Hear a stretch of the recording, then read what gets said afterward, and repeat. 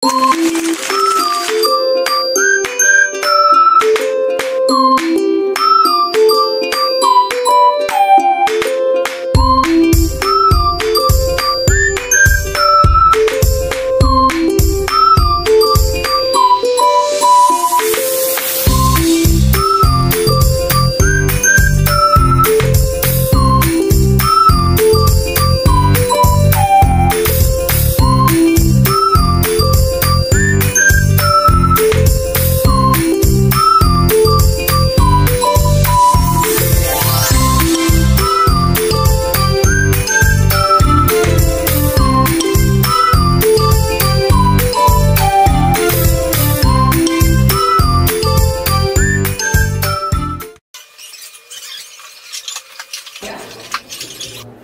baik. Assalamualaikum warahmatullahi wabarakatuh. Waalaikumsalam warahmatullahi wabarakatuh. Dan selamat siang anak-anak. Siang, Pak.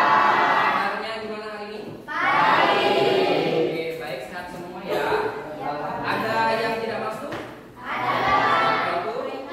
Maina, kenapa? Sakit. Kita doakan supaya Maina cepat sembuh ya. Baik, sebelum kita mulai ke pembelajarannya, boleh ketua kelasnya Ibrahim pimpin doa dulu ya. Teman-teman yang terus meminta pembelajaran mulai kita berdoa dimulai berdoa selesai. Baik. Sekarang kita pelajaran apa? Fisika. Oke, berarti Bapak minta tolong buku yang selain fisika silakan disimpan dalam tasnya ya. Oke. Kemudian hari ini kita mau praktikum ya. Alat dan bahannya sudah disiapkan sejak kemarin dan ada di lab, nanti silakan diambil. Kemudian Bapak juga minta kalian untuk membawa HP dan ada paket datanya. Ada semua? Ada ya. Oke, demi kelancaran jadi nanti menggunakan HP ya. Baik. Selama ini sudah hampir 1,5 bulan ya kita belajar. Ada 3 topik ya kita sudah ya. Yang pertama topiknya mengenai macam-macam alat ukur. Ya, kita mengidentifikasi gitu ya. Ada beberapa alat ukur. Ternyata alat ukur itu ada yang fungsinya sama tapi penggunaannya berbeda. Oh, ya. Kemudian kita juga udah membahas topik kedua tentang besaran, kemudian satuan dan juga dimensi. Benar ya. Dan topik ketiga mengenai konversi satuan. Kita udah mengubah satuan nih kemarin. Nah, hari ini kita mau masuk ke topik yang keempat, yaitu mengenai mengukur panjang dan massa ya, dengan menggunakan alat ukur. Kalau mengukur panjang pakai apa ya? Pakai penggaris. Selain penggaris bisa pakai apa lagi? Meter. Selain itu ada lagi? Pakai jangka sorong. Bisa juga kan? Dan juga bisa menggunakan mikrometer. Oke, ya kan? Maka hari ini, khusus hari ini kita akan belajar menggunakan jangka sorong terlebih dahulu. Pertemuan selanjutnya baru kita akan menggunakan mikrometer di sini saja. Gitu ya. Bagaimana pabrik bisa membuat puluhan ribu baut yang ukurannya sama persis? Silakan. Oke, karena ukurannya sudah ditetapkan secara internasional, gitu ya. Artinya mereka menggunakan satuan yang baku. Nah, untuk menggunakan satuan baku itu tentu ada alat ukurnya, ya. Alat ukurnya di sini berarti alat ukur yang sudah presisi sekali, ya. Ukuran baut, misalkan ukuran baut 13, sudah ada alat ukurnya untuk mengukur yang ukuran 13, ya. Dan itu di mana-mana akan semuanya sama, karena sudah disepakati secara internasional.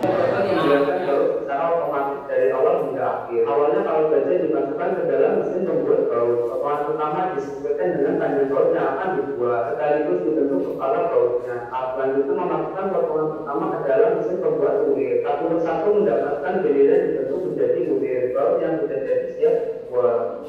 Nah, selanjutnya, adakah alat ukur panjang yang hasil pengukurannya itu lebih presisi dan akurat daripada penggaris? Menurut saya dia yang lebih presisi dan akurat itu Pak. Tadi jangka sorong dan Oke, jadi jangka sorong itu lebih presisi daripada penggaris.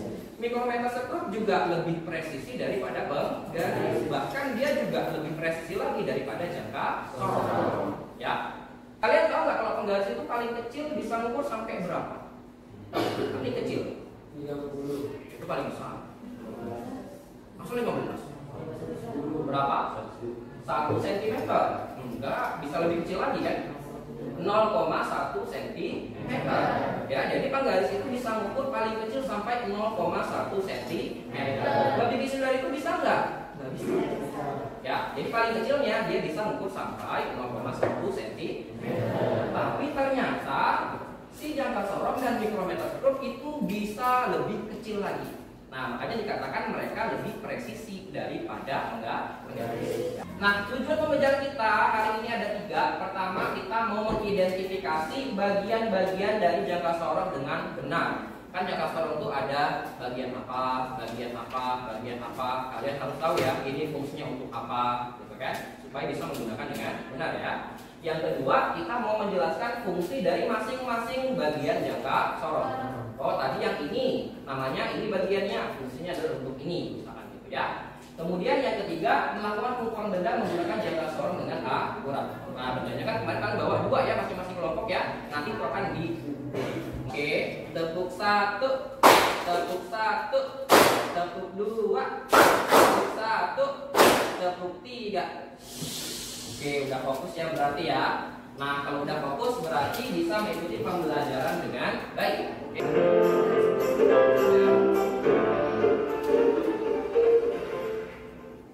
Ada yang mau memberi pendapat tentang video barusan? Pak, tadi awalnya videonya ada apa di situ? Ada bearing, kemudian bearingnya diukur dengan menggunakan awalnya bukan jangka sorong.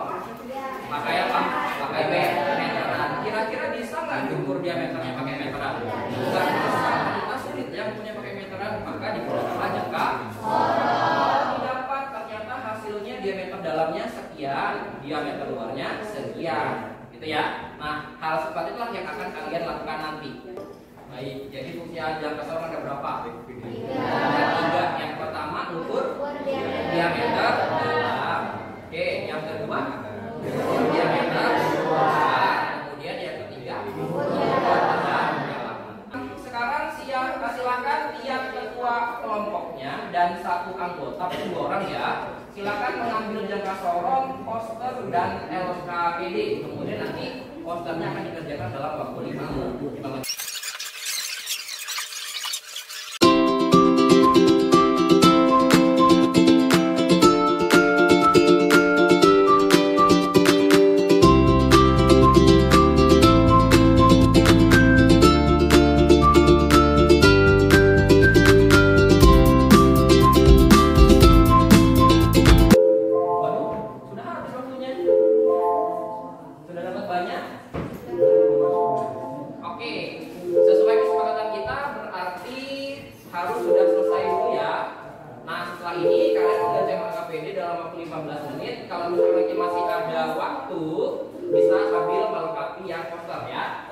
Mohon perhatiannya dulu. Itu nanti kalau sudah selesai posternya silakan difoto ya untuk dokumentasinya. Nah, sekarang kita ke bagian selanjutnya. Kita mau mengukur beberapa benda yang udah kalian bawa. Nah, gimana cara mengukur dengan menggunakan jangka sorong? Bapak sudah upload videonya di Google Classroom. Silahkan lihat di Google Classroom bagaimana cara membaca hasil ukuran jangka sorong ya. Dan kemudian kalian juga bisa menggunakan simulasi interaktif supaya lebih meningkatkan pemahaman. Di Classroom juga sudah ada simulasi interaktifnya, silakan diklik ya. Lalu silakan kerjakan LKPD-nya dalam waktu 15 menit. Tapi 5 menit ini Bapak berikan kalian waktu untuk nonton video dulu 5 menit. Ya, silakan ditonton, silakan dipahami, baru nanti setelah itu kita kerjakan LKPD.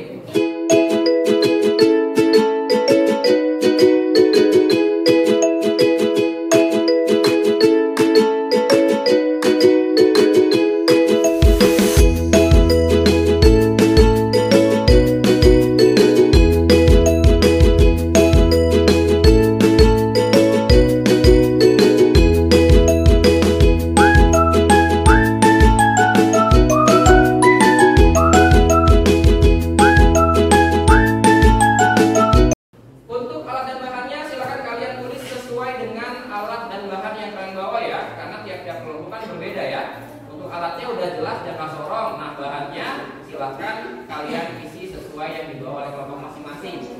Untuk besaran yang diukur, untuk bearing udah jelas ada 3 ya yang bisa diukur ya, yaitu apa aja? Kedalaman. Yang pertama diameter dalam, yang kedua diameter dalam, ya dalam dan luar ya, diameter dalam, diameter luar. Kemudian yang ketiga, kalau bearing dia tidak punya kedalaman tapi ada ketebalan, kan ya tebalnya ya. Nah tebalannya silakan diukur. Nah kemudian untuk benda yang kedua silakan sesuaikan dengan benda yang kalian bawa. Ya, dan besar yang diukur juga itu disesuaikan. Kalau dia punya diameter dalam, ya berarti silakan diameter dalamnya diukur. Ya, kalau dia punya ketebalan, berarti silakan diukur juga. Nah, kemudian untuk skala utama dan skala non-minusnya, silakan diisi sesuai dengan video yang tadi. Ya, lalu hasil pengukurannya berapa? Silakan kalian baca di sini. Di prosedur kerja nomor 4. Baik, 15 menit dimulai dari sekarang.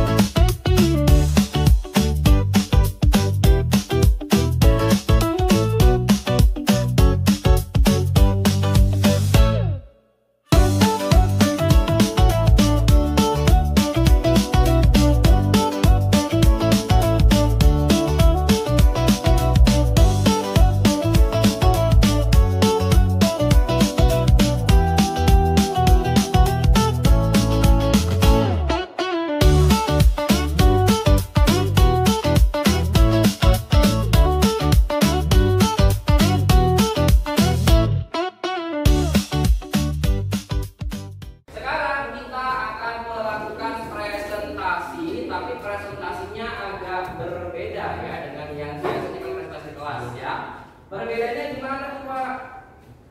Nah, jadi setiap kelompok akan membagi tugas anggota kelompoknya. 2 orang akan menjaga stasiun.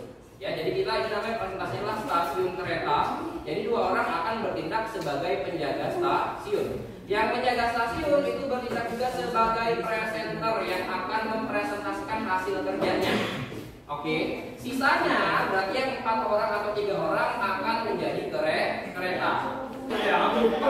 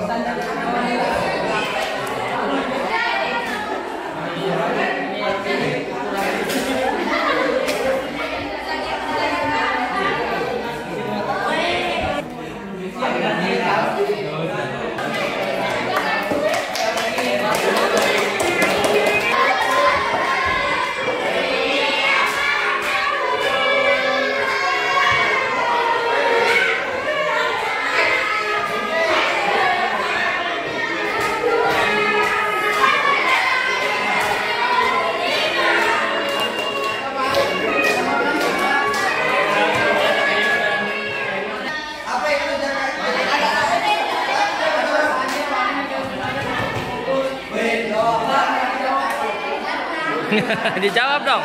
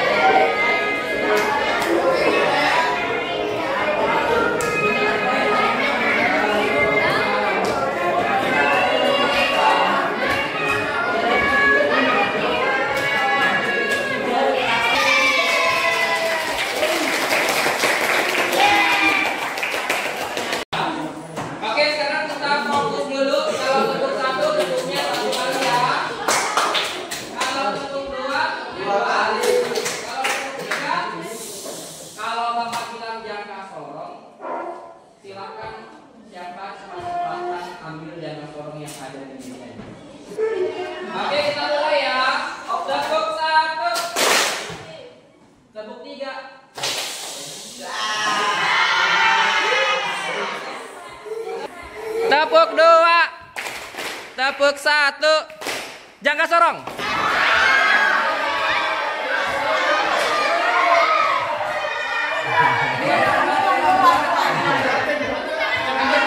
Oke, silakan letakkan lagi jangka sorongnya. Tepuk 2, tepuk 3, jangka sorong.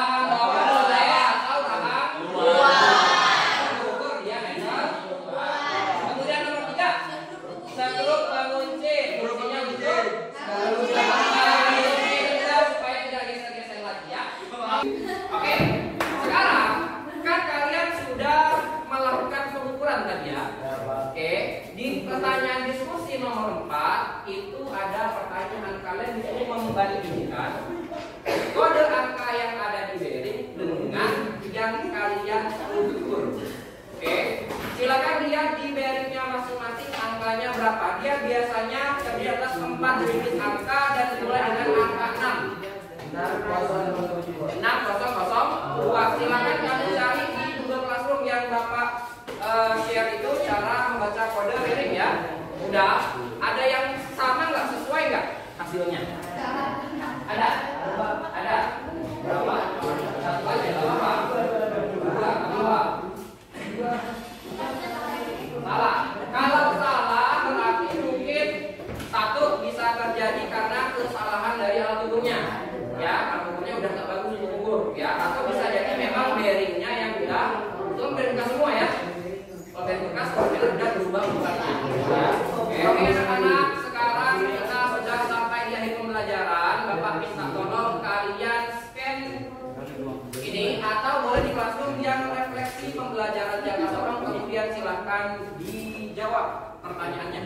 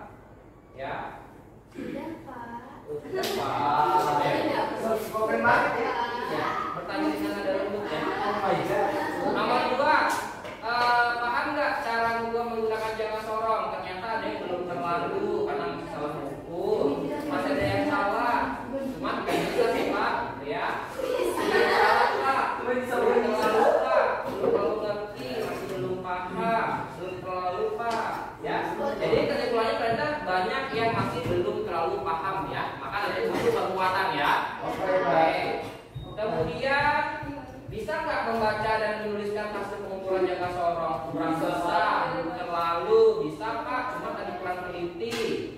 Belum terlalu bisa, kurang bisa. Oke. Baca kedua butuh kekuatan ya, baca jangka sorong. Apa tantangan terbesarmu saat belajar menggunakan alat ini? Tentukan hasilnya nggak tahu, satu skalanya nggak tahu, satu kalorius, tentukan hasilnya, tentukan pengukurannya. Oke, jadi kebanyakan masih belum terlalu paham gimana cara menentukan hasil pengukuran. Oke, mungkin karena tadi kalian hanya melihat dari video saja ya. Nah, nanti pertemuan selanjutnya mungkin akan bisa Bapak sampaikan, oh begini loh caranya yang gitu ya. Oke. Kesimpulannya apa tadi? Kita sudah belajar apa saja? Tentang jangka sorong. Apa yang kita pelajari dari sorong itu? Bagian-bagiannya sudah dipelajari ada belakang ya. Lalu cara fungsinya juga. Lalu cara mengukurnya juga sudah dipelajari tapi masih belum terlalu paham ya. Maka nanti butuh penguatan. Nah, Bapak ucapkan terima kasih atas partisipasi kalian hari ini. Semoga ilmu yang diperoleh hari ini bisa bermanfaat kelak di suatu hari. Baik, untuk pertemuan hari ini Bapak cukupkan sampai di sini. Terima kasih atas perhatiannya. Selamat siang. Assalamualaikum warahmatullahi wabarakatuh. Waalaikumsalam warahmatullahi wabarakatuh. Terima kasih Pak.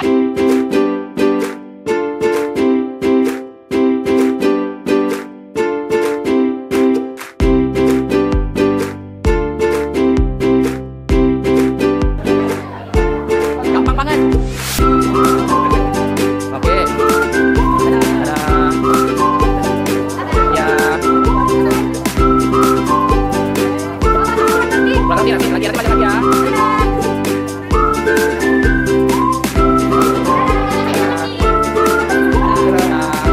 Ya, overall kesimpulannya sudah sangat bagus. Ini rata-rata sudah sesuai dengan petunjuk yang ada di instrumen. Kan ada membandingkan tadi itu. Sebenarnya tidak salah sih, cuma kurang pas. Apa yang membedakan jangka sorong dari penggaris biasa? Soalnya bukan dari sih, dengan ya. Oh, dengan biasa. Oh itu diksinya berarti ya? Ya, diksi. Pemilihan diksinya. Ya, diksi. Ya. Kalau misalkan lebih unggul mana itu bisa pakai dari. Kalau ini pakai dengan garis biasa. Kalau siswa itu nanti bisa tadi itu bisa menjawab dengan bagus Indonesian ini itu keren tuh. Karena ini kan mengungkapkan. Iya. Kalau bagus tadi yang mereka bawa barang-barang dari rumah berarti kan kontekstual, pedagogisnya bagus, tentang belajar oke, kemitraannya dapat, pemanfaatnya digital bagus, konsep memuliakan bagus, memahami oke, mengaplikasi ada sudah, merefleksinya. Nah, masalah refleksi itu Pak, tadi kan refleksi kan di akhir kan? Iya. Saya pakai Padlet. Oh iya. Kan ada 4 pertanyaan tuh. Pertanyaan pertama itu kan, apakah kamu sudah mengetahui bagian-bagian jangka sorong? Iya. Kan solusinya tahu. Nah, pas sudah pertanyaan kedua, apakah kamu bisa mengukur bisa mengukur dengan menggunakan jangka sorong? Masih belum terlalu bisa Pak. Gitu kan? Karena mungkin karena waktunya singkat ya. Kan baru pertama kali iya. juga masih belum bisa. Apa kamu bisa menuliskan hasil pengukuran dengan jangka sorong? Belum bisa Pak, masih bingung. Banyak yang kayak gitu tadi Pak. Oh gitu. Tapi bacanya sudah bisa? Belum. Oh. Belum. Kan baca dulu ya. Setelah Baca baru menuliskan. Setelah menuliskan baru mengukur. Jadi tadi saya bilang mungkin karena tadi kalian cuman lihat dari video ya, kan. Nah tipe-tipe anak kita itu kan memang betul-betul harus diajarkan pelan-pelan, gitu kan. Jadinya tadi tuh banyak yang nggak tahu. Yeah. Makanya tadi waktu saya keliling itu kan mereka bingung semua kan. Coba baca dulu nih. Skor kerjanya nomor 4. Lihat dulu yang sebelah kiri, malah ada yang sebelah kanannya yang dilihat. Kan anu dia di atasnya angka 0 tapi sebelah kiri gitu kan. Oh iya, Ada yang betul. sebelah kanan. Gitu kan. Jadi kan banyak kesalahan-kesalahan karena memang kurang teliti juga anak bacanya kan. Seperti itu. Jadi memang tadi itu waktu 15 menit untuk mereka 5 menit untuk memahami cara baca, jelas menurut saya sih memang nggak bisa ya. Agak sulit. Refleksinya. Iya. Tapi masih ada kesulitan, berarti perlu pemulangan. Iya, tadi saya juga bilang bahkan kita perlu penguatan yang mungkin minggu depan Bapak jelaskan gimana caranya. Iya, karena kan tadi discovery ceritanya kan. Iya. Ternyata ketika discovery orang bisa mereka. Oke, gitu ayo Pak, terima kasih banyak. Ya. Nanti ini berarti sebentar sini Pak ya. Iya. Ya. Iya. Makasih banyak ya Pak. Yo, siap, terima kasih.